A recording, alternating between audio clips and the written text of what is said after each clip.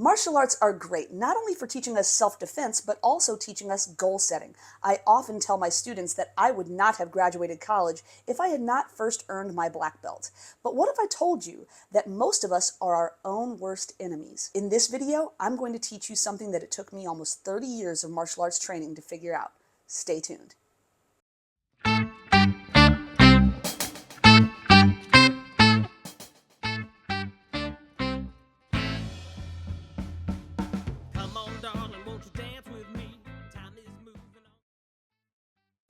In my dojo, I teach my students there are 3 D's to be successful: desire, dedication, and discipline.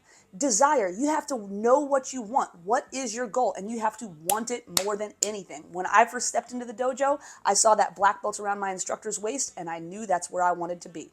The second D is dedication. You have got to stick with it no matter what. You have to make the decision that no matter what happens, no matter what obstacles get in your way, you are going to continue working toward that goal.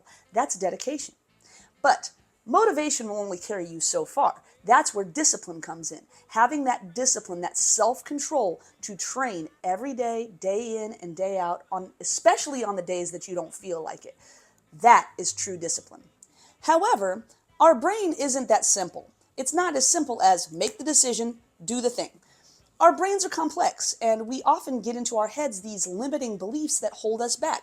We can become our own worst enemies. Defeating your own limiting beliefs is like defeating the enemy within.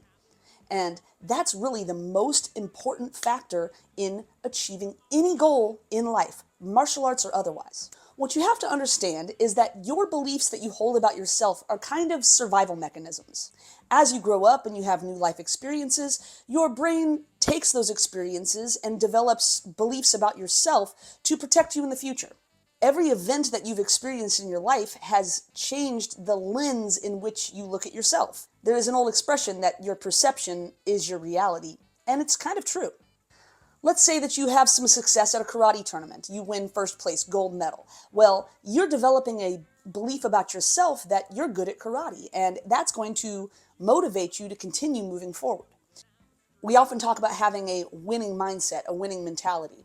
That's how it's developed, is achieving certain goals, achieving certain victories, and then that develops positive beliefs about yourself, which carry you moving forward. However, the opposite can be true. You can develop a victim mentality, you can develop a losing mindset, and the longer that you let that go and the more negative experiences that you end up having because of that, you're going to start seeing that more and more and more. Have you ever had the experience of buying a new car and then as soon as you start driving it around town, all of a sudden you see that car everywhere. You see your car twin every street that you turn down. It's like all of a sudden the universe is just pointing out every car that is just like yours. No, there aren't more of your vehicle on the road, but your brain is biased toward looking for that because it's on your mind. It's the same way with your beliefs. The more that you think about them, the more that you believe them, the more you're going to see that everywhere you look. You're going to see that evidence everywhere you look. And sometimes these beliefs don't just originate with us. They can come from other people in other places. For example, a lot of your limiting beliefs you probably inherit from your parents. As an example, if your parents, let's say, weren't very good with money or it was a struggle to earn money when you were growing up, then you might take that on as a limiting belief. Oh, money's hard to make. That's because you saw your parents struggle with it when you were young. A lot of our limiting beliefs might come from the doctor.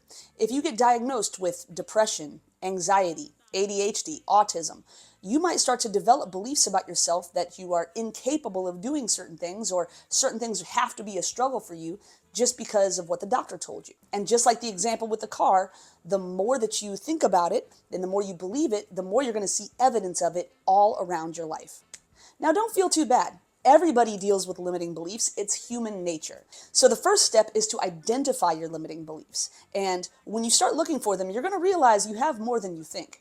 Keeping it in martial arts terms, I know that I have a lot of students who tell me, oh, Miss Holmes, I am not flexible enough. Or maybe it's a young man. I'm not a girl. I can't do the splits. Or maybe it is, I'm not strong enough. I'm not fast enough. I'm too overweight. All these types of things. I know that when I was younger, I kind of looked at those things as a static representation of who I am. Okay? If I'm not the strongest person in the dojo, well, then I'm just not the strongest person in the dojo. And when you're young, you kind of don't really think about it in terms of, but you could get stronger. If you're not the most flexible, you can get more flexible, right? Even if you are really out of shape and you just joined the dojo and you're overweight and you're not flexible and you're not fast, guess what? All of those characteristics are things that you can affect with the choices that you make. So start by identifying what are the limiting beliefs that you're carrying into the dojo. Once you've identified your limiting beliefs, then it's time to figure out, where do they come from? Whose voice does it sound like? Does it sound like the school bully that you had in 5th grade? Does it sound like that mean teacher that you had? If you can identify who it sounds like, then you need to remember that that limiting belief didn't start with you. That was put upon you, and you can change it with enough work. Next thing I want you to do is write it down. Once you write it down, look at it and read it carefully. Does it seem a little silly? If somebody said it about your best friend, would you automatically believe it? If your mom saw it about you, would she believe it? You have to start thinking about it in terms of, is this really true? Or is it silly that I'm holding myself back in this way? So let's say that your limiting belief is, I'm not flexible. I can't do the splits. Write it down. I will never be able to do the splits. If a total stranger said that, would you think it was true? Or would you just think, oh, well, you could if you tried, if you spent 6 months stretching, maybe you could get there. So start thinking about the opposite. Instead of, I'll never be able to do the splits, think, with enough practice, I could probably learn to do the splits. You need to start practicing reframing these things. If you say the words, I can't, add the word yet. I can't do the splits yet. See how that sounds? Now, I'm not going to lie to you. Learning to reframe limiting beliefs is really difficult. You have to practice catching yourself in the act. If you say something about yourself out loud, whether you're talking to your family, your friends, your sensei, whoever it is, catch yourself. So let's stick with the flexibility example. If I'm about to say, I just am never going to be able to do the splits, as soon as I realize I'm having that thought, I need to catch it, stop it in its tracks, and reframe it. I'll never be able to... Wait a second. I know it's going to take me a lot of hard work and dedication, but I believe I can get the splits eventually. See how that works? This takes some practice. Identifying and reframing your limiting self-beliefs is a skill that you can absolutely master, but you have to practice it every single day. Now, a lot of people say affirmations to themselves. An affirmation is basically positive self-talk. You are saying things that you want to believe to be true about yourself, right?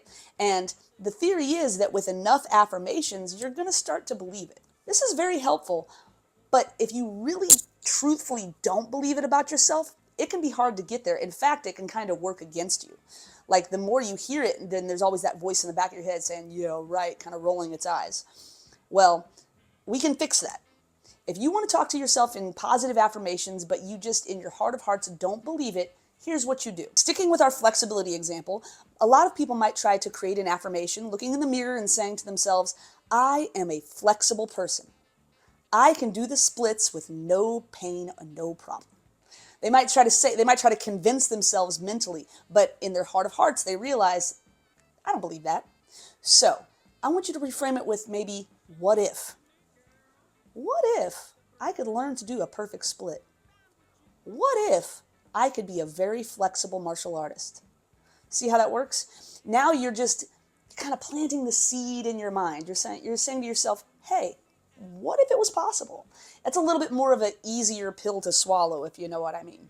And now that you understand limiting beliefs, where they come from, and how to start reframing them, now it's time to put it into practice. I want you to start practicing every single day, catching your limiting beliefs in the act. Look for them. Keep an eye out. And the moment you think it, or the moment you start to say it, I want you to pause, and I want you to reframe it in a positive way. And now that you're getting into the habit of reframing your limiting beliefs, you're going to start building positive self-beliefs. And the way that you're going to do that is looking for evidence of your success, looking for the victories, even the little ones. I just recently got monetized on YouTube. And when I made literally my first dollar in my YouTube studio, I screenshotted it and I sent it to my family as a celebration of victory. Just celebrate the little things. Give yourself credit where credit is due, whatever it might be. If, let's say that you're practicing those splits and maybe you're taking pictures of yourself every week to note your progress. If you get even a half an inch closer to the ground, celebrate that. Brag about it. Tell your best friend. Have a buddy who is helping you motivate yourself. Or even, you know what? Post your wins in the comment down below. I'll celebrate with you. I'm rooting for you. I know you can do it. So once you start reframing your limiting beliefs, changing them in your mind, and then finding that evidence of your victories, you are going to be able to achieve anything you put your mind to. From achieving the splits, achieving your black belt, your college degree. The sky is the limit. Anything that you want to do in life, this is the formula to get there. Ladies and gentlemen, I really hope you enjoyed today's video. If you did, please don't forget to do all the YouTube things, like, comment, subscribe, share with all your friends, and I will see you in the next one. Thank you so much. That primal instinct makes you